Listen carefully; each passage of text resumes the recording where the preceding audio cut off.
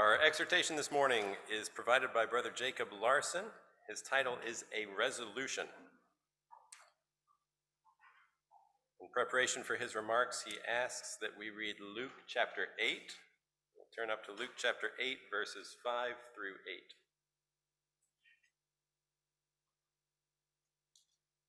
Luke 8, verse 5. A sower went out to sow his seed, and as he sowed, some fell by the wayside, and it was trodden down, and the fowls of the air devoured it. Some fell upon a rock, and as soon as it was sprung up, it withered away, because it lacked moisture. And some fell among thorns, and the thorns sprang up with it and choked it. Others fell on the good ground, and sprang up and bare fruit 100-fold. And when he had said these things, he cried, "He that has ears to hear, let him hear." Let's give our attention to Brother Jacob, his title, A Resolution.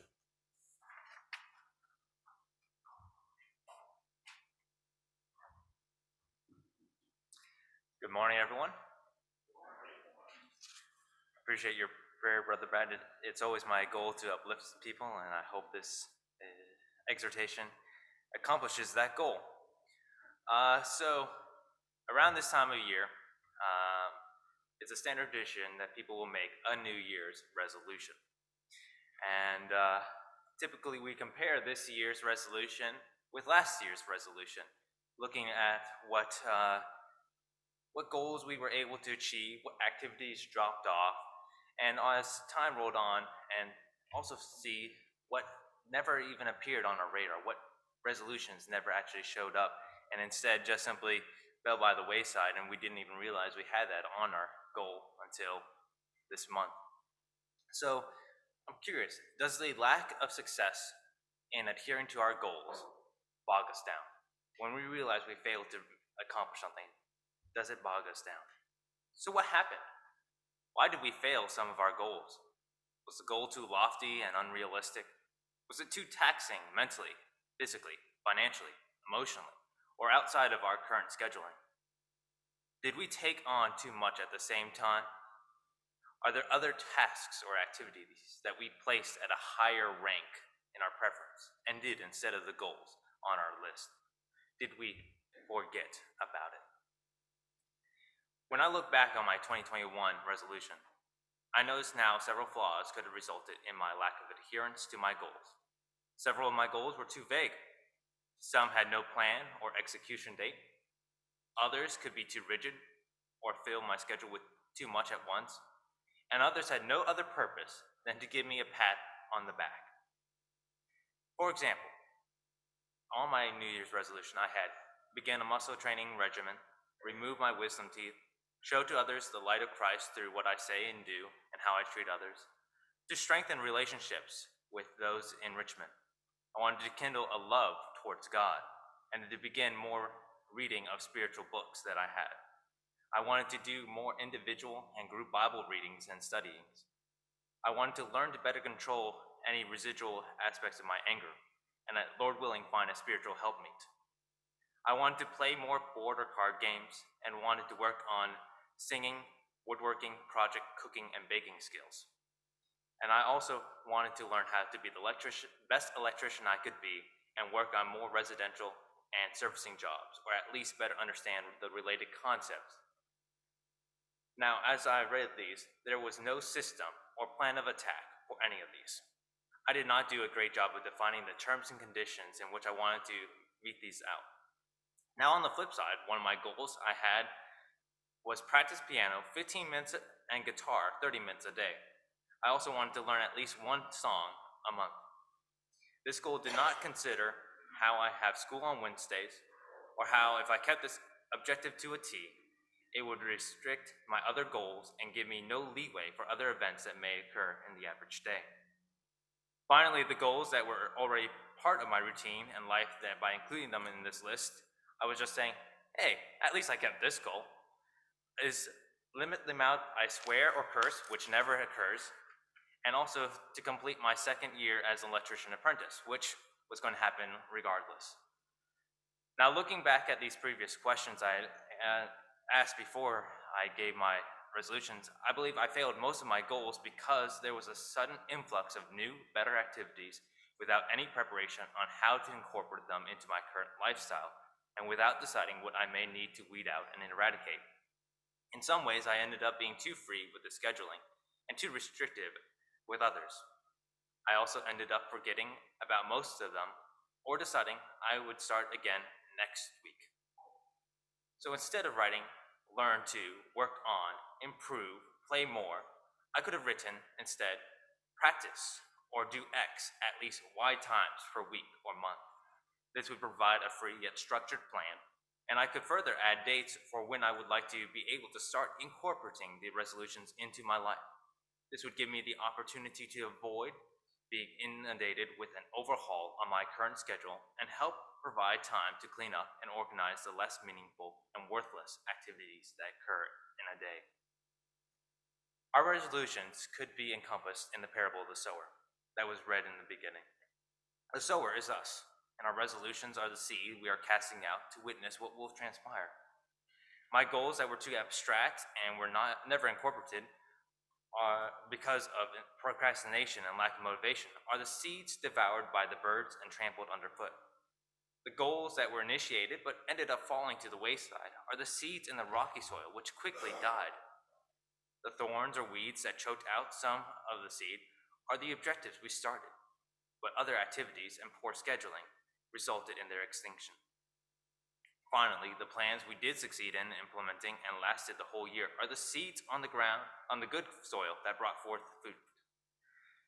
When something happens to derail the train, how do we get back on track?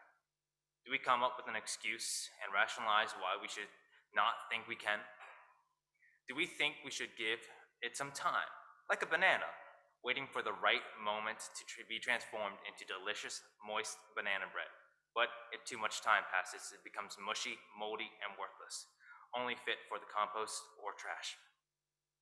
Do we wait for the next year, month, week, or day, or even give up entirely? Why do we put off tomorrow what should be done today? As Anne Shirley says, Marilla, isn't it nice to think that tomorrow is a new day with no mistakes in it yet? Tomorrow is a new day, and in many ways, a new life. A perfect opportunity to re-implement the objectives we decided to achieve.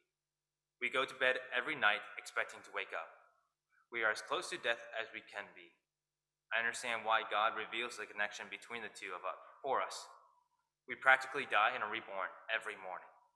We have a new life, new opportunities, no new sin. If God told you today is your last day, what would you do? How would you manage your time?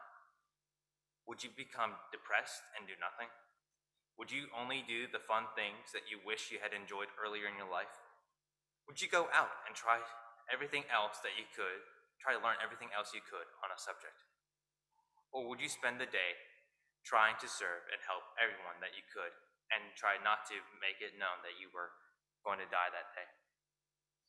In about 3 to 4 days, Groundhog's Day will occur. As a Larson family tradition, we tend to watch the movie The Groundhog's Day starring Bill Murray and Andy McDowell. It's a wonderful opportunity to witness the thoughts, actions, plans, and change that occur if a man were to relive the same day over and over for a guess time of several decades to a script written time of about 10,000 years. As was written, through his journey, we can see the advantages and disadvantages of different choices he makes and how he ultimately chooses to live his life. Now, he did not know which day was going to end the cycle or be his last, but by the end, he lived as if each day could be his last and did whatever he could for that small group of people in Punxsutawney, a somewhat modern day of Solomon and Citizen Kane-esque story to remind you of what really matters. So I ask you again, what would you do if God told you today was your last day? There are times when I think I would be extremely selfless and just continue on doing what I could for those around me. But I know that more likely than not, I probably would give into my fleshly temptation and human nature. It is so easy to fall into what is natural for us. Even the greatest men succumbed to the flesh. David with Bathsheba, Solomon and his wives, Hezekiah and his second chance of life. Peter choosing to go back to fishing for fish rather than for men. And Paul puts it so elegantly in Romans 7:15 and verse 9. For what am I doing? I do not understand. For what I will to do, that I do not practice. But what I hate, that I do. And jumping down to 19. For the good that I will to do, I do not do. But the evil I will not to do, that I practice. Knowing this, I appreciate what Paul wrote earlier in Romans in chapters 5, verse 6 through 11. For when we were still without strength, in due time Christ died for the ungodly. For scarcely for a righteous man will one die, yet perhaps for a good man someone would even dare to die. But God demonstrates his own love towards us, in that while we were still sinners, Christ died for us. Much more then, having now been justified by his blood, we shall be saved from wrath through him. For if we were enemies, we were reconciled to God through the death of his Son. Much more, having been reconciled, we shall be saved by his life. Not only that, but we also rejoice in God through our Lord Jesus Christ, through whom we have now received the reconciliation. Christ went against what was common and died for us, the undeserving. I don't think this was a result of him waiting for a new year to make a goal. But every day, every hour, every minute, he rededicated himself to God's plan for him. He was proactive in what he needed to incorporate in his life so that he could go through with his Father's plan. He lived Deuteronomy 11, verse 18 through 20. Therefore you shall lay up these words of mine in your heart and in your soul, and bind them as a sign on your hand, and they shall be as frontlets between your eyes. You shall teach them to your children, speaking of them when you sit in the house, when you walk by the way, when you lie down, and when you rise up. And you shall write them on the doorposts of your house and on your gates. Even when he was 12 years old, he decided to dedicate himself to God, as we read in Luke 21:41 through 52. His parents went to Jerusalem every year at the feast of the Passover. And when he was 12 years old, they went up to Jerusalem according to the custom of the feast. When they had finished the days, as they returned, the boy Jesus lingered behind in Jerusalem. And Joseph and his mother did not know about it. But supposing him to have been in the company, they went a day's journey and sought him among their relatives and acquaintances. So when they did not find him, they returned to Jerusalem, seeking him. Now it was that after 3 days they found him in the temple, sitting in the midst of the teachers, both listening to them and asking them questions. And all who heard him were astonished at his understanding and answers. So when they saw him, they were amazed, and his mother said to him, "Son, why have you done this to us? Look, your father and I have sought you anxiously." And he said to them, "Why did you seek me? Did you not know that I must be about my father's business?" But they did not understand the statement which he spoke to them.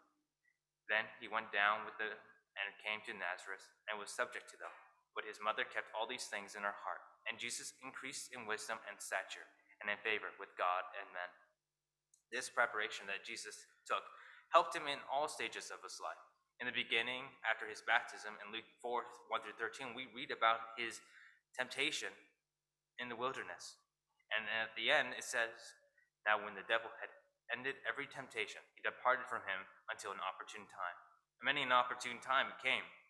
In John 6:18, we would read about 6:15, we read about them coming to make him king by force, and he had to depart again to the mountain by himself alone.